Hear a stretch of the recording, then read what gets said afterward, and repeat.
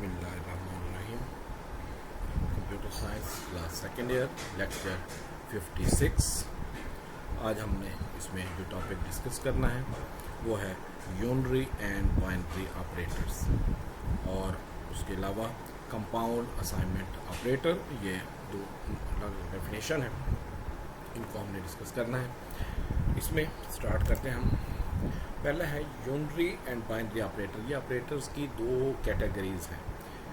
एक unary operators, कुछ operators ऐसे होते हैं जो यूनरी ऑपरेटर कहलाते हैं, कुछ ऑपरेटर ऐसे होते हैं जिनको हम बाइनरी ऑपरेटर्स कहते हैं। तो इसमें यूनरी ऑपरेटर्स ऐसे ऑपरेटर्स को कहा जाता है कि जो एक ऑपरेंड के साथ यूज हो, जैसे एक ऑपरेटर और एक ही ऑपरेंड, दो ऑपरेंड जिसमें यूज ना हो। ये आम रूटीन में सिंगल वैल्यू को कन्वर्ट करने के लिए, जैसे ट्रू को फॉल्स में, फॉल्स को ट्रू में, या किसी वैल्यू को अगर नेगेटिव में शो करना हो उसके लिए, या एक का इजाफा करना हो, प्लस प्लस है, माइनस माइनस है, तो उसके लिए यूज़ किए जाते हैं। तो इसमें A type of operator that works with one operand is called unary operator. उसको हम क्या कहेंगे? यूनरी ऑपरेटर कहेंगे।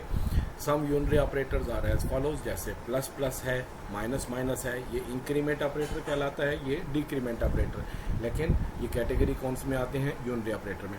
इसी तरह ये नॉट का साइन है, साइन ऑफ एक्सक्लेमेशन, ये इसमें यूज़ होता है नॉट के लिए। ये लॉजिकल ऑपरेटर्स होते हैं, लेकिन इसमें यूनरी ऑपरेटर जो है वो में शुमार होता है। इसी तरह एक और अरिथमेटिक ऑपरेटर में से माइनस का जो ऑपरेटर है, जैसे यहाँ एग्जांपल में अगर देखें तो माइनस का ऑपरेटर है, माइनस ए है, तो ये भी यूनरी ऑपरेटर में शुमार होता है। इसकी एग्जांपल क्या है कि operator that is used with one operand, जैसे माइनस ए है तो ए की वैल्यू को किस में कन्वर्ट करके शो करेगा?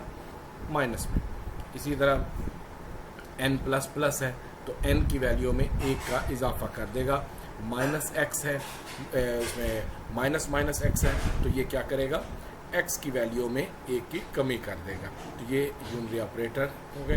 बाइनरी ऑपरेटर ऐसे ऑपरेटर्स को कहा जाता है कि जो दो वैल्यूज़ पर इवेल्युएट हो, जिसके लिए दो ऑपरेंड हो, यानी एक ऑपरेटर और दो ऑपरेंड जो है वो यूज़ किए जा सके। A type of operator that works with two operand is called binary operator.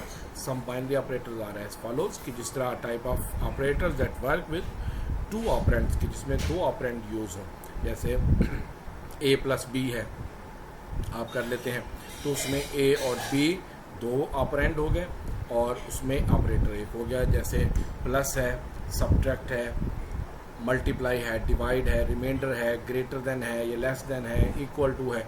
ये मुख्तलिफ ऑपरेटर ऐसे होते हैं जिसके लिए दो ऑपरेंड का होना ज़रूरी होता है। जैसे प्लस है या सब्ट्रैक्ट है या मल्टीप्लाई है, तो अगर मल्टीप्लाई करने लगते हैं तो उसके लिए दो वैल्यूज़ का होना ज़रूरी है। A type of operator that works with two operand is called binary operators.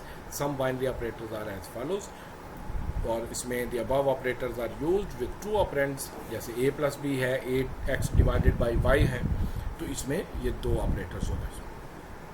तो ये दो कैटेगरीज होगी यूनरी ऑपरेटर और बाइनरी ऑपरेटर्स की। तो ये कैटेगरीज में कल हमने कंपाउंड असाइनमेंट स्टेटमेंट पढ़ा था, कि जिसमें असाइनमेंट स्टेटमेंट को, असाइनमेंट ऑपरेटर को मोर देन वन टाइम हम यूज़ कर सकते हैं। इसी तरह एक है कंपाउंड असाइनमेंट ऑपरेटर। अब अगर हमें किसी वेरिएबल के अंदर वैल्यू को बढ़ाना हो, जैसे n में अगर पहले को वैल्यू स्टोर है, n में पहले 5 है, तो अगर हमने 10 का इजाफा करना हो तो आम रूटीन में हम किस तरह लिखते हैं?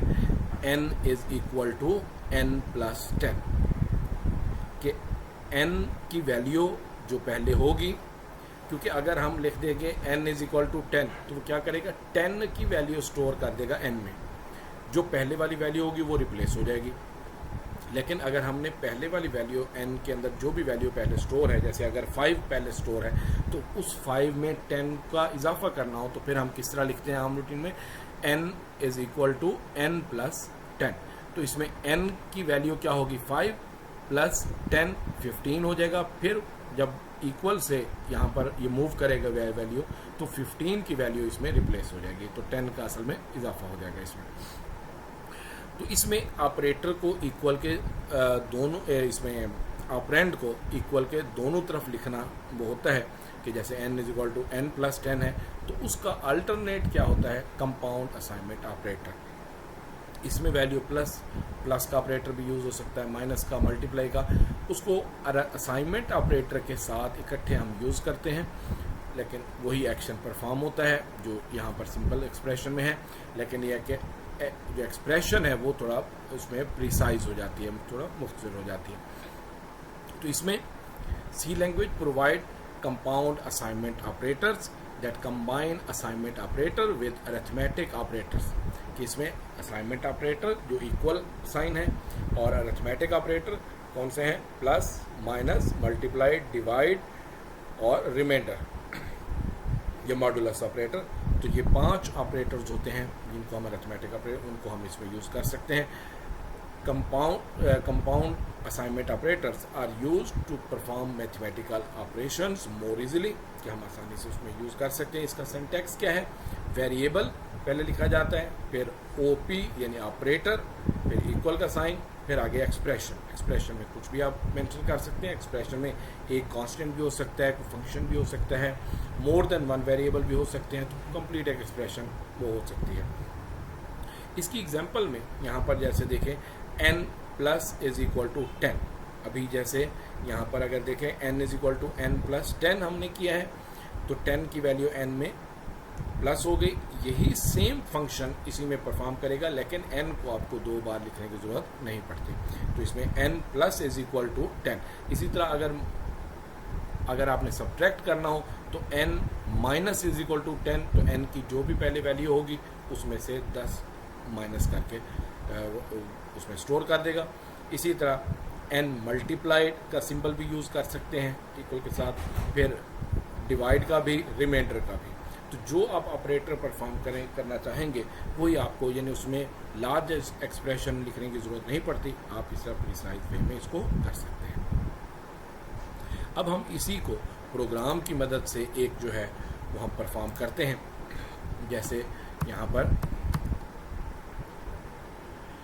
ये एक प्रोग्राम बनाया हुआ है इसमें, जो किताब में भी है, कि जिसमें यहाँ पर देखें एक वेरिएबल हमने ले लिया a के नाम से,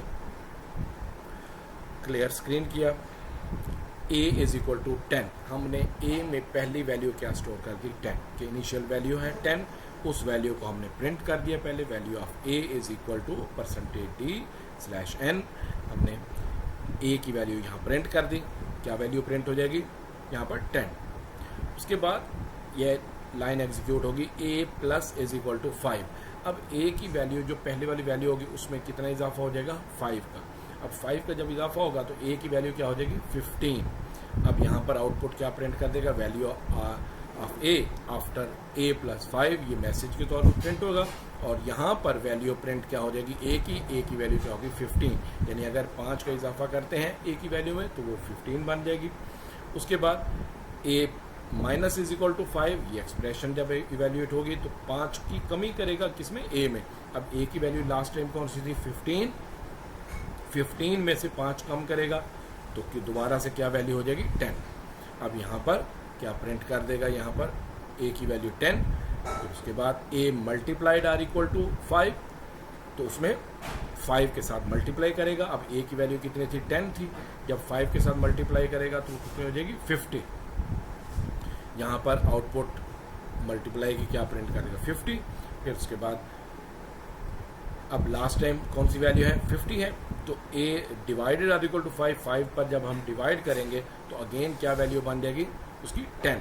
यानी 5 पर 50 को अगर डिवाइड करते हैं तो 10 के साथ वो होगा, तो यहाँ पर 10 की वैल्यू प्रिंट कर देगा। फिर a reminder is equal to 5, जब रिमाइंडर फाइंड करेंगे तो देखिए लास्ट टाइम कौन सी वैल्यू है, 10 है। 10 पर जब हम 5 को डिवाइड करते हैं तो उसमें वो पूरा तकसीम हो जाता है, पूरा डिवाइड हो जाता है, तो बाकी रिमाइंडर क्या बचेगा, 0। तो इसमें a के अंदर क्या स्टोर हो जाएगा, 0। उसके बाद a को अगर प्रिंट करते हैं तो वो आउटपुट आ जाएगी 0। तो इसको अगर हम इवेल्युएट करके देखते हैं एग्जीक्यूट करके कंट्रोल F9 के साथ यहाँ पर अब देखें value of A is equal to 10, पहली वैल्यू आ गई ए की, कौन सी 10 आ गई। फिर value of A after A plus is equal to 5, तो आगे इक्वल में क्या प्रिंट कर दिया उसने 15, यानी अगर 5 का हम इजाफा करते हैं इसमें तो कितना हो गया 15। फिर उसके बाद value of A after A minus is equal to 5, तो उसमें दोबारा से क्या वैल्यू हो जाएगी 10, क्योंकि 5 माइनस हो गया दोबारा उसकी लास्ट वैल्यू में से। अब लास्ट वैल्यू कौन सी है उसमें 10 है।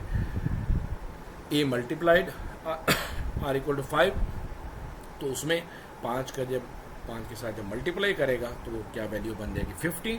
फिर उसके बाद डिवाइड जब करेंगे 5 के साथ तो क्या वैल्यू आ जाएगी उसमें 10। फिर रिमाइंडर की वैल्यू इसमें क्या हो जाएगी 0, क्यों कि 5 उसमें प्रॉपरली डिवाइड हो जाएगा, तो बाकी क्या बचेगा इसमें 0। तो यहाँ तक ये इसकी एग्जांपल है, साथ में ये प्रोग्राम इसके साथ आप इसको भी प्रैक्टिकली भी साथ साथ परफॉर्म करें। अगर कोई एरर आते हैं या उसमें तो उसमें प्रॉब्लम आता है तो फर्दर आप एरर भी साथ साथ इसके रिमूव करके जब आप चेक करेंगे, सब सॉफ्टवेयर आपने इंस्टॉल कर लिया होगा तो कुछ एरर्स के हवाले से कि जैसे अगर सेमीकोलन कहीं पर आपने नहीं लगाया तो वहाँ पर एरर डिनोट करेगा, जैसे यहाँ पर है तो कंट्रोल F9 करेंगे 1 एरर आ जाएगा। अब इसमें यहाँ पर अगर देखें तो क्या मैसेज यहाँ डिस्प्ले हो जाएगा स्टेटमेंट मिसिंग, ये एरर मैसेज आ जाएगा। इससे मुराद क्या है कि आपने कहीं पर सेमीकोलन नहीं लगाया। अब जैसे ही आप एंटर प्रेस करेंगे तो जहाँ पर सेमीकोलन नहीं यूज़ होगा उससे जो नीचे वाली लाइन होगी वहाँ पर कर्सर आपको मूव कर ब्लिंक करता हुआ नज़र आएगा। यहाँ पर आपने उससे ऊपर वाली स्टेटमेंट में आखिर में आपने क्या लगाना है स्टेटमेंट टर्मिनेटर। इसी तरह अगर ब्लॉक लेटर में कोई वर्ड लिख देते हैं, जैसे यहाँ प्रिंट एफ है तो मैं कैपिटल में अगर पी लिख देता हूँ तब भी यहाँ पर एरर डिस्प्ले कर देगा कि 1 एरर आ गया।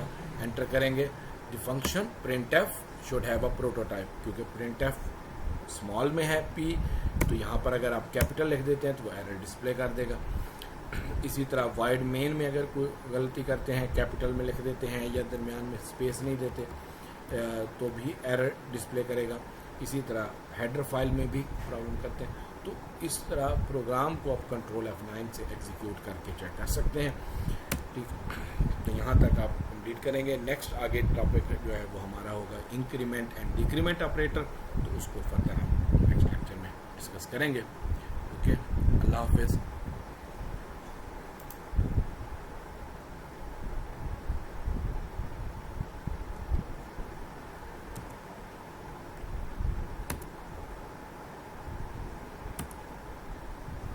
इसको अगर सेव करना चाहें तो आप इसी तरह कोई भी नाम लिखकर आप इसको सेव कर सकते हैं।